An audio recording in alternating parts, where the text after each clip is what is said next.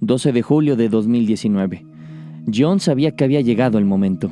El traslado de Kim al campo de trabajos forzados era inminente, y el jefe de la cárcel se había ido a casa por una noche.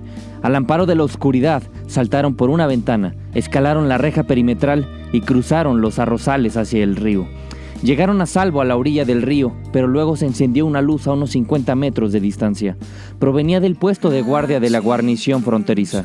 Pensamos que podría ser la guarnición fronteriza reforzando la seguridad, pues habían descubierto que habíamos escapado del centro de detención, dice John.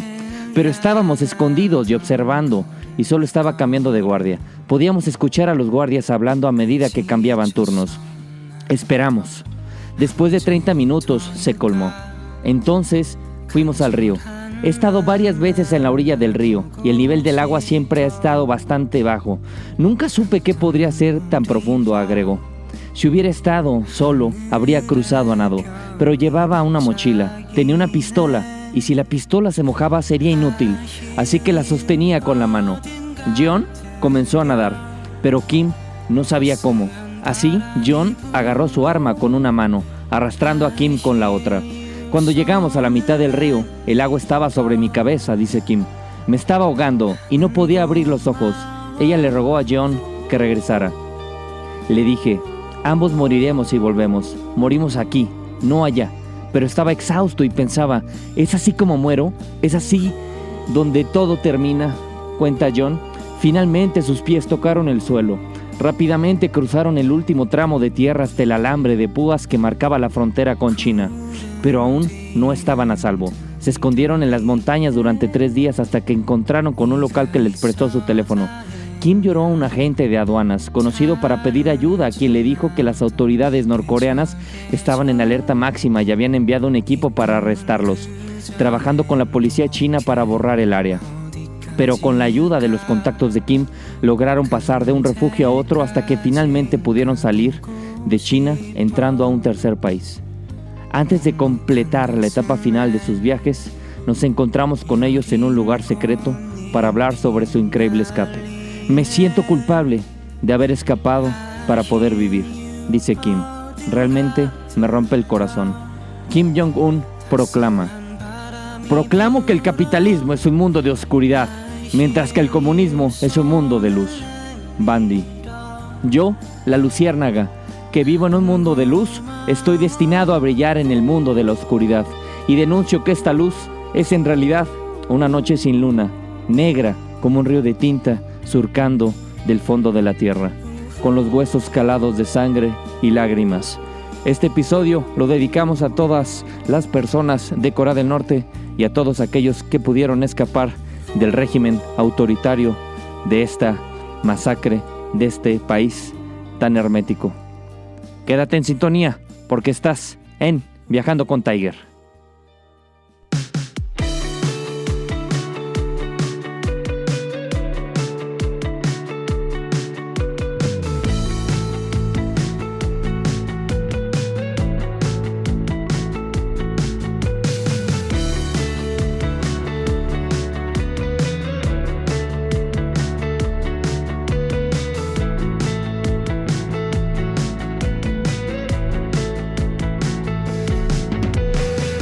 Bienvenidas mis queridas viajeras y bienvenidos mis queridos viajeros. Es un placer saludarlos nuevamente, esperando se encuentren de maravilla.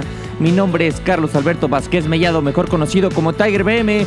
Este es el episodio 35 y soy un asesor de viajes. En Viajando con Tiger nos damos a la tarea de conocer y explorar muchas partes del mundo junto con temas turísticos que sean de suma importancia para ti, trasladándolas en conjunto con nuestra agencia de viajes y explotes más esa alma viajera que llevas dentro o estás por descubrir. ¡Qué alegría! Mi McFly, mi Otaku, mi Nakama, en este nuevo episodio, el 35. Así es, llevamos a la mitad otra vez. Estamos muy contentos y sobre todo muy contentos de poderles explicar más sobre esta trilogía, la parte número 1. La parte número 1 vamos a hablar sobre la guerra de Corea. En esta trilogía de Corea del Norte va a estar increíble. Vamos a aprender mucho sobre lo que está aconteciendo en este lugar. Antes de tener a nuestro siguiente invitado, ya sabes, luego hay invitados seguidos, luego nos tardamos un poquito, pero bueno, así es, dependemos de las agendas de todos y de la labor también personal de tu servidor, de Tiger BM.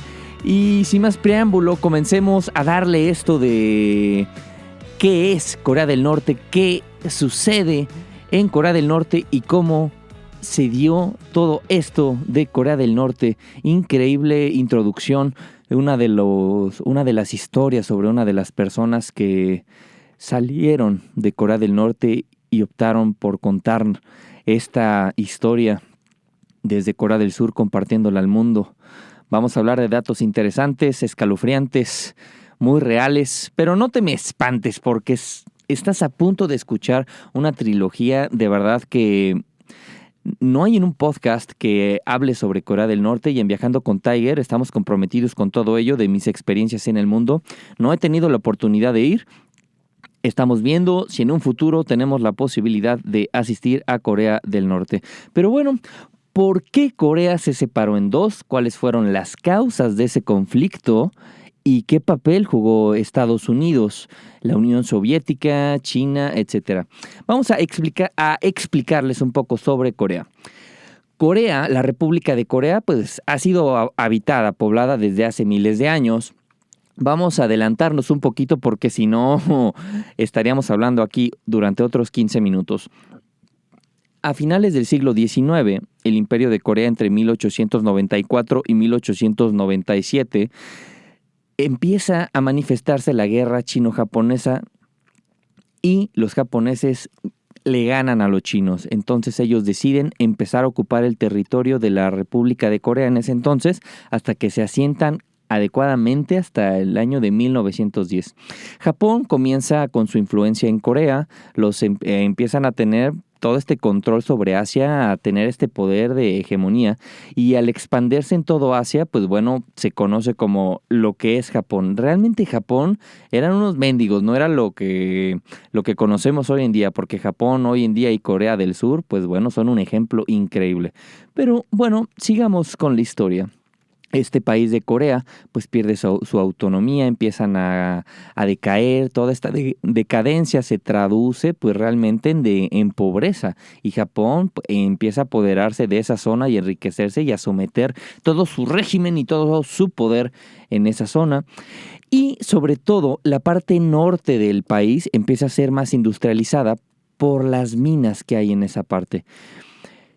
Años después es lo que ocurre de la guerra, lo que les vamos a comentar a continuación. Realmente pues se apoderaron durante mucho tiempo y les vamos a platicar quién fue Kim Il-sung, quien fue este personaje quien en esta guerra coreano-japonesa pues empezaron realmente a sacudir y a sacar a todos los japoneses de su país, junto con personas de la Unión Soviética, hasta que comenzó la Segunda Guerra Mundial, donde se firma un tratado entre Rusia y Japón, no se iban a hacer daño. Pero para esto, como ustedes bien saben, hay una figura que comenzó con la fundación de la República Popular Democrática de Corea, mejor conocida como Corea del Norte. ¿Quién es este personaje llamado Kim Il-sung? Kim Il-sung tuvo los cargos de primer ministro desde 1948 hasta 1972, después de la guerra, y él es el presidente de ese país, quien fue seleccionado por la Unión Soviética una vez que se separan Corea del Norte y Corea del Sur. Ahorita vamos a llegar a esa parte, pero queremos explicarles quién fue Kim Il-sung. Él fue secretario general del Partido del Trabajo de Corea y fue elegido como presidente eterno de la República. Hay un aparato propagandístico del Estado que llevó a que los ciudadanos lo llamaran el gran líder. Hasta el día de hoy se sigue manifestando. El 9 de septiembre de 1948 fue proclamada la República Popular Democrática de Corea, bajo el liderazgo de Kim Il-sung. Desde su fundación, el cargo más importante ha sido el secretario general de los trabajadores de Corea, ya que cuando él estuvo también en el poder se empezaron a fundar cierto tipo de partidos, y entre ellos el Partido del Trabajo. Y este es un tema, mis nakamas, delicado, pues que cuestiona la historia de Kim Il-sung como alguien que luchó en contra de los colonizadores japoneses, lo que les estaba comentando, lo cual jugó un papel vital, ¿no? Justificando la emergencia de la familia Kim Kim al poder en Corea del Norte, cómo lucharon para liberarse de los japoneses. Y esto ellos lo catalogan como una hazaña, pues digamos, destacable que se menciona con frecuencia, y es la batalla de Bacheon-do en 1937, en la que Kim Il-sung supuestamente lideró a las fuerzas de resistencia a la victoria frente a los japoneses. El hecho, recuerden, como toda guerra, pues es contada por los victoriosos, fue registrado como un evento, ¿no?, que sembró esperanza en los coreanos y temor en los colonizadores japoneses. Y el debut de Kim Il-sung como un héroe político ya sucede años después de la guerra. Un año después, concluida la guerra, ayudado por el comandante soviético en Corea del Norte, Romanenko. El hombre que Romanenko presentó a la masa fue Kim Il-sung, no fue Kim Sung-yu. De ahí que muchos dicen que Kim Il-sung fue un apodo utilizado por Kim Sung-yu para sus actividades de lucha contra los colonizadores nipones, mientras que otros creen que Kim Sung-yu fue un impostor y utilizó de manera fraudulenta el nombre de héroe de Kim Il-sung.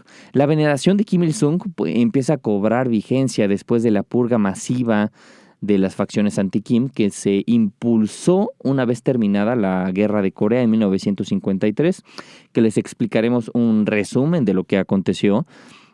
Y el proceso de establecimiento de un sistema de autocracia absoluta finaliza hacia el año de 1958, y el culto a Kim Il-sung tiene dos objetivos. El primero es consolidar el gobierno autocrático de Kim Il-sung y facilitar su asunción al poder. Los métodos empleados para arraigar el culto a la persona de Kim Il-sung incluyeron fabricación de símbolos, redacción de una historia creativa y adoctrinamiento. Si se fijan, desde siempre se ha hablado bien sobre Kim Il-sung, y desde que tú llegas a Corea del Norte, pues hay imágenes de Kim Il-sung y de Kim Jong-il, quien fue su hijo, quien lo sucedió en 1994 tras su fallecimiento. Y en todos lados están estas fotos, y entre estas fotos pues es la reverencia al gran líder, y de ahí la historia de Corea se enfoca en el linaje de los Kim, mientras que la historia de la lucha contra los japoneses relató las hazañas heroicas de Kim Il-sung.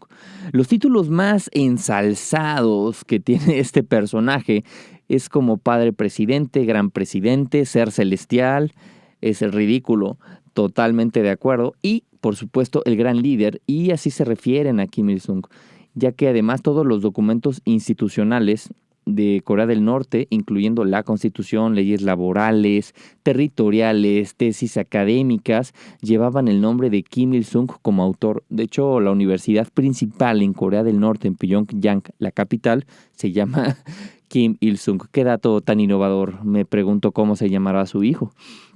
Todas las publicaciones, incluyendo periódicos, revistas, textos escolares, libros académicos, contenían prólogos todos escritos por Kim. O sea, no hay otro escritor, no hay otro autor, no hay nadie más que Kim. Y la deificación continuó aún después de la muerte de Kim, ya que sus restos están preservados para la eternidad, supuestamente en el Palacio Presidencial de Pyongyang, mientras que su autoridad prevalece en el título de eterno presidente. Expliquemos qué fue lo que pasó después de la Segunda Guerra Mundial, lo que se detona la Guerra de Corea.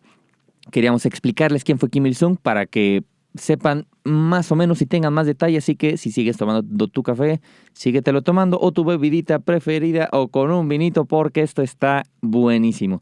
Al término de la Segunda Guerra Mundial, la Unión Soviética, la URSS y Estados Unidos optan por dividir a Corea en dos partes, ya que no sabían a quién iba a pertenecer este territorio. Dada la forma geográfica del país, el punto de división fue el paralelo 38, que justamente divide a la mitad del país.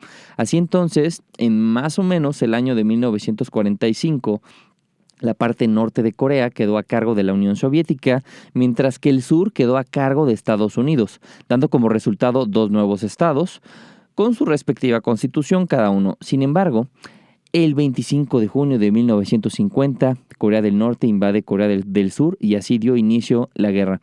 Aunque cabe destacar que en el sur fue denominado el presidente Syngman-rhee y en el norte Kim Il-sung, y cada uno optó por querer controlar toda la República de Corea, y no fueron los norcoreanos, y no fue hasta que Norcorea comenzó con la invasión hacia Corea del Sur, la verdad fue algo pues impresionante porque ya nadie se esperaba que fuera a haber una guerra tan pronto después de la división. Durante el conflicto, pues se vivieron varias batallas y unas de ellas es que buscaban repeler al ejército invasor, quienes habían acorralado a Corea del Sur hasta su extremo. Empiezan a avanzar las tropas norcoreanas y la única zona que quedaba era la bahía de Pusan o de Busan, ya que en coreano se dice Busan y en español Pusan. Estados Unidos, al percatarse de ello, pues planean algo increíble. Si ubican Corea, Seúl está ubicado en el noroeste de la ciudad. Entonces las tropas, los submarinos y todos los estadounidenses se dirigen hacia el puerto de Incheon, donde actualmente está el aeropuerto. De hecho, te recomendamos que puedas abrir el mapa y ubicarte para que te des una idea. Y a un lado de Incheon se encuentra Seúl. Ellos llegan a Incheon, retoman la capital de Seúl y desde ahí empiezan a tomar el control, ya que la ONU también se involucró con otras 10 naciones y enviaron una cantidad increíble de personas y de arsenal para recuperar Corea del Sur. Lo que empiezan a hacer ahora, las tropas del norte pues empiezan a alejar y los que estaban en el sur, pues muchos de ellos pues murieron. Empiezan ahora sí empujarlos a los norcoreanos. Y llegó un punto en el río Yalu, donde divide China con Corea del Norte, que los chinos se percatan de que empiezan a enviar a muchas personas de Corea del Norte hacia su zona. Ellos no están de acuerdo, por lo cual tanto la URSS como los chinos optan por apoyar a Corea del Norte. Y la verdad, pues fue un conflicto muy, muy terrible. Pues bueno, se dieron pues varias batallas, como por ejemplo la batalla de embalse de Chosin, que fue un duro golpe para los aliados, especialmente para la ONU, que la conformaban principalmente soldados estadounidenses. Claro que también muchas de esas batallas la ganaron los norcoreanos, pero la mayoría los de Corea del Sur. Y entre ellos empezaron a destruir varias presas de Corea del Norte, los estadounidenses y el grupo de la ONU, y muchos lugares, sobre todo de tierras fértiles para la comida. Corea del Norte se empieza a percatar que empiezan a perder, o sea, realmente, y no solamente a perder esta parte del territorio que ellos querían, y además del poder militar, empiezan a perder, pues bueno, ya también vidas inocentes y sobre todo la comida que ellos querían. Entonces, Corea del Norte sufrió varios bombardeos por parte de Estados Unidos y dañan su infraestructura totalmente. Es más, Corea del Norte estuvo en riesgo de sufrir hambrunas en ese entonces, pues con uno de los bombardeos se destruyó la presa principal que se llama Taksan, que provocó además la inundación en miles de hectáreas de arroz, quedándose además sin comida. Y aunque siempre hubo alarma de usar armas nucleares, nunca se llegó a eso. El resultado fue una de las guerras más sangrientas del siglo XX. Murieron demasiadas personas en ambos bandos, aunque Corea del Norte perdió mucho más, y acabaría 3 años después con millones de muertos y ciudades enteras arrasadas. En ese entonces, el final de la guerra, cuando se firma supuestamente un acuerdo de paz entre las dos Coreas, por lo que se considera que no hubo ganador puntual. Sin embargo, el ejército de Corea del Norte, quien se rindió ante la amenaza de los Estados Unidos y de la República de China, pues de emplear armas nucleares. A esa fecha, pues ya se conocía del bombardeo de Hiroshima y Nagasaki, ya que recuerden, antes no había tanta comunicación como la hay hoy en día.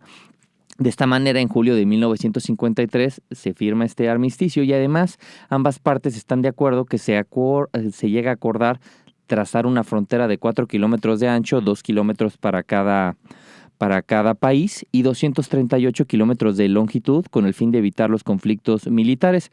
A esta zona se le conoce actualmente como la zona desmilitarizada de Corea, como la ZDC, que es la franja de seguridad encargada de ser el límite territorial entre las dos Coreas. Esta zona se encuentra poco poblada, es la más vigilada del mundo. Hay tours para ir ahí. De hecho, si tú vas a Corea del Norte, que ya lo explicaremos en la parte 2 y 3, un día de los tours te llevan a esta zona desmilitarizada y en Corea del Sur también puedes ir. Y esto está dedicado especialmente para la contención. La parte norte de la CDC está administrada por Corea del Norte, mientras que la sur la administra Estados Unidos.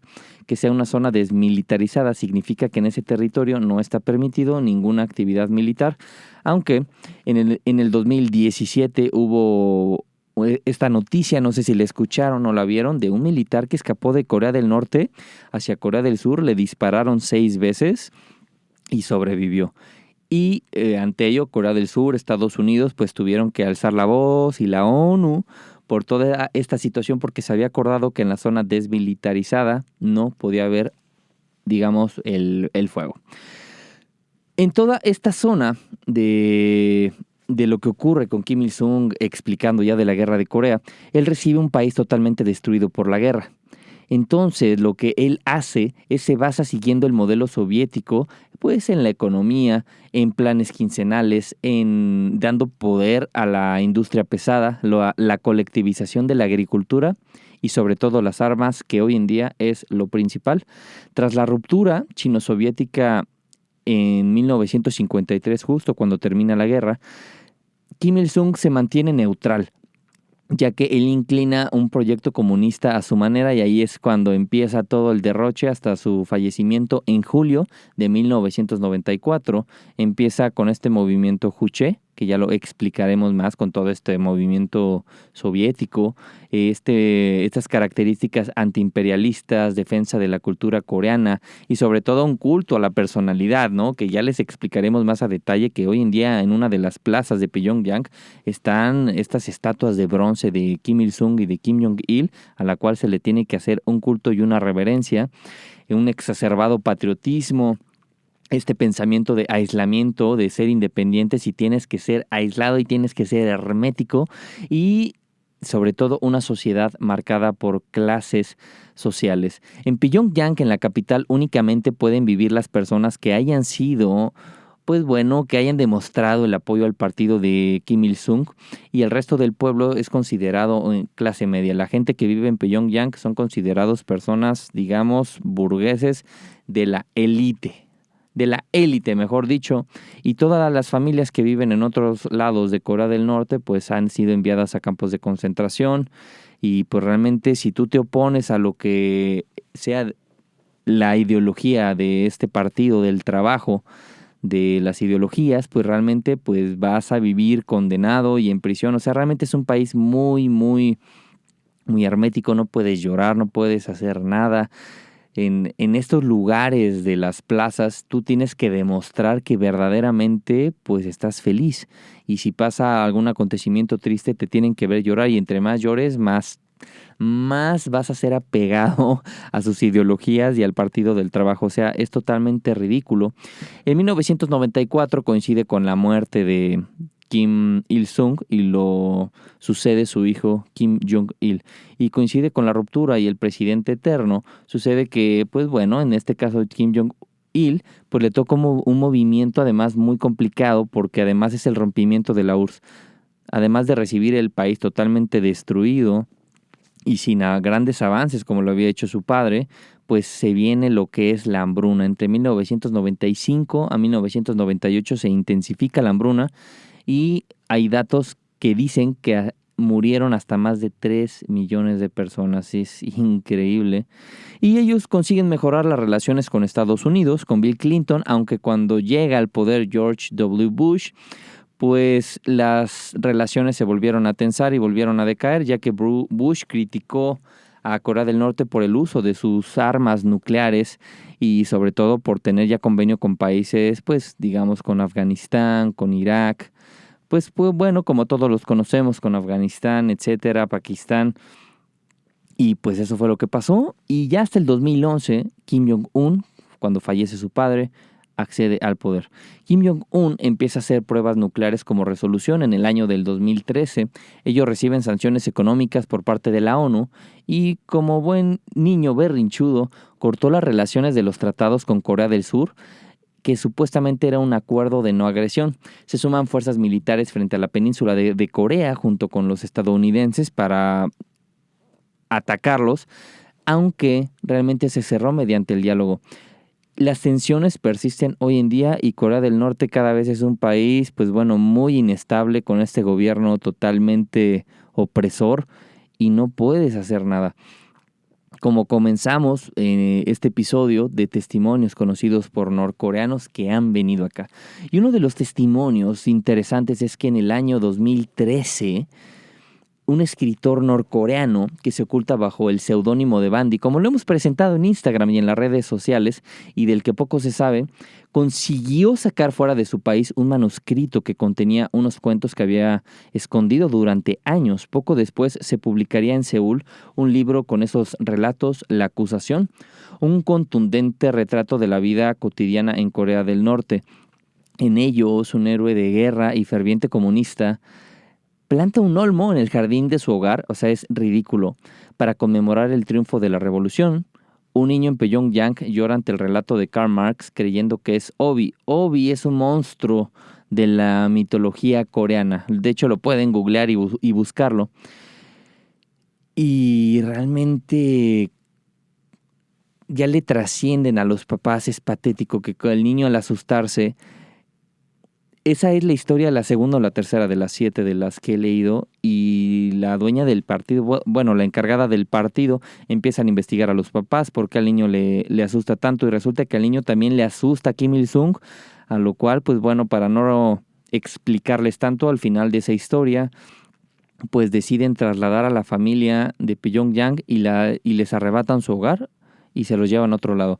Cabe mencionar que en Corea del Norte uno no puede tener auto a menos de que tengas un trabajo pues del gobierno muy importante o en el poder militar, y tú no pagas casa ni renta. A ti te dicen dónde vas a vivir: el edificio 6, planta 5, en el número 23. Así de plano. Entonces los sacan de Pyongyang y los llevan a vivir a otro lado.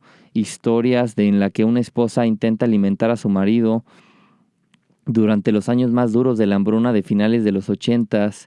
Un hombre trata de viajar a su pueblo natal para despedirse de su madre moribunda, y realmente tenías que tener permiso de viaje para irte de una ciudad a otra, y no te lo daban tan fácil. Entonces él realmente se da cuenta que no lo puede conseguir, y cuando ya está a punto de llegar con su mamá, construyen otro retén que no se percata de ello porque al parecer era para nada más para los autos. Lo revisan y lo llevan a trabajos forzosos en julio del 93 o del 92 durante 22 días, y regresa con su esposa, algo increíble, y recibe una carta, un telegrama, terminando ese episodio en el que su mamá ha muerto.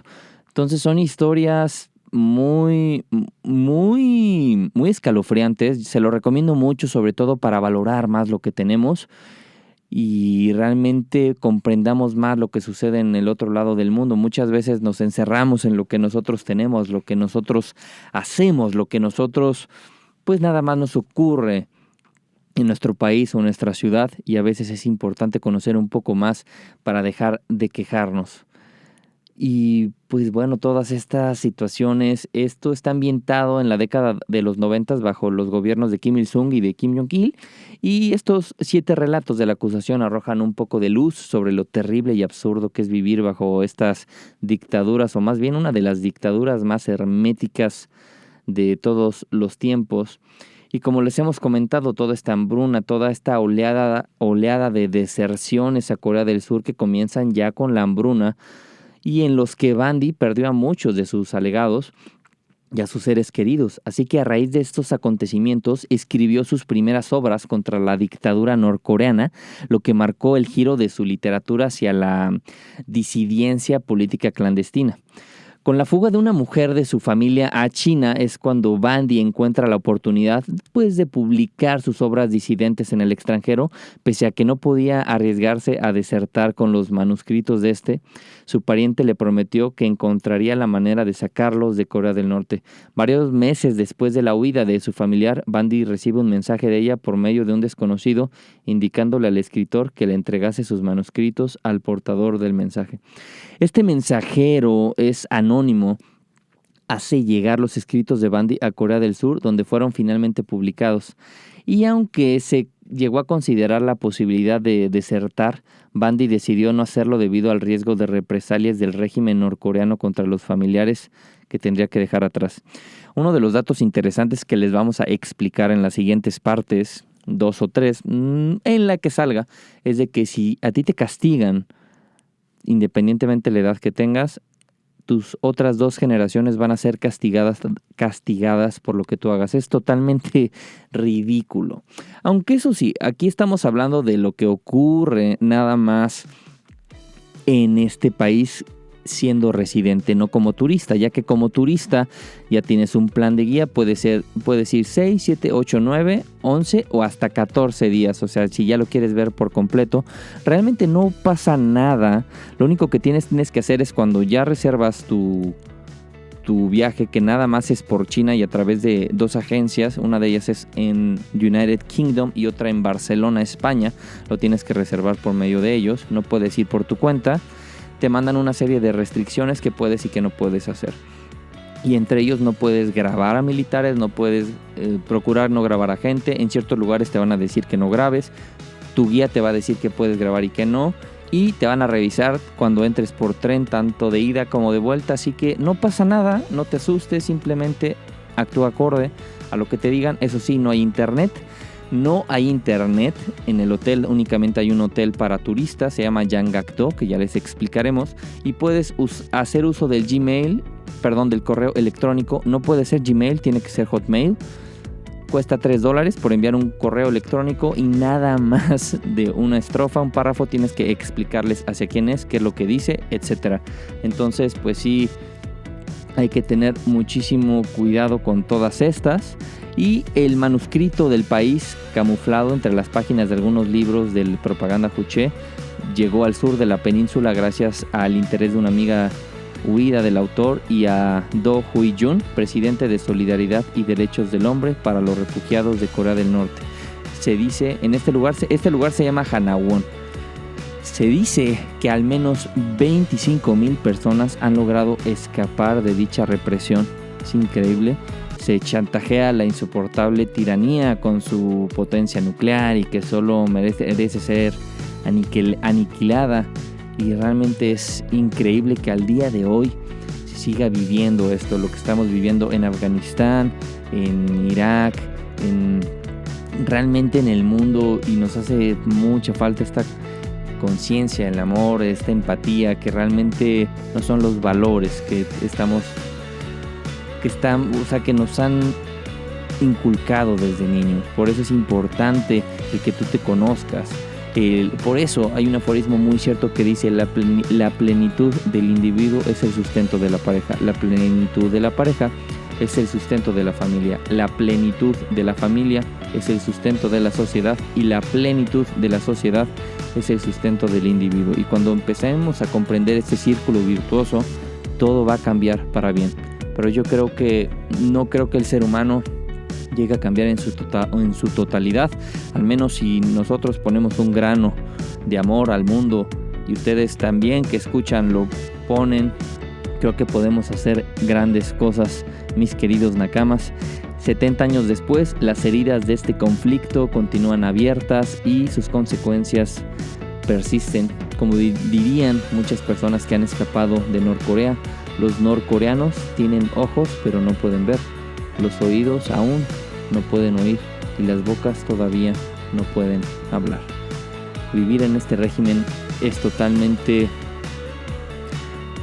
una esclavitud. Que en el año 2021 se siga manifestando todo eso y con estos dictadores, increíble que no se pueda hacer algo al respecto.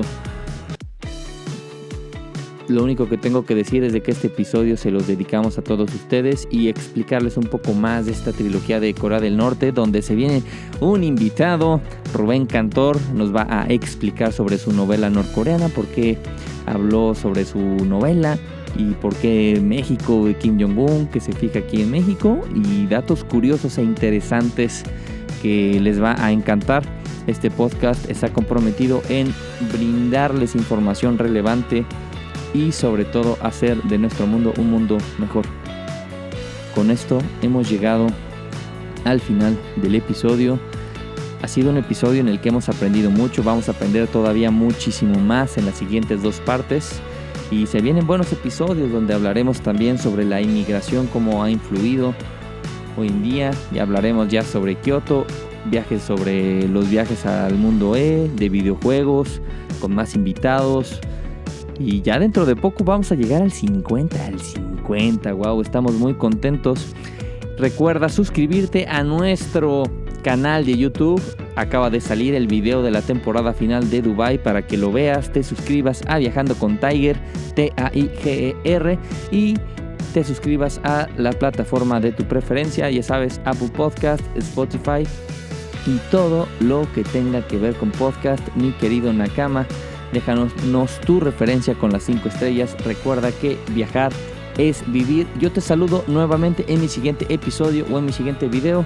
Recuerda que la aventura siempre vale la pena y recuerda que el asesor de viajes pone el terreno y el viajero lo demás. Nos vemos, mi querido Nakama. Te mando un saludo muy afectuoso. Hasta siempre.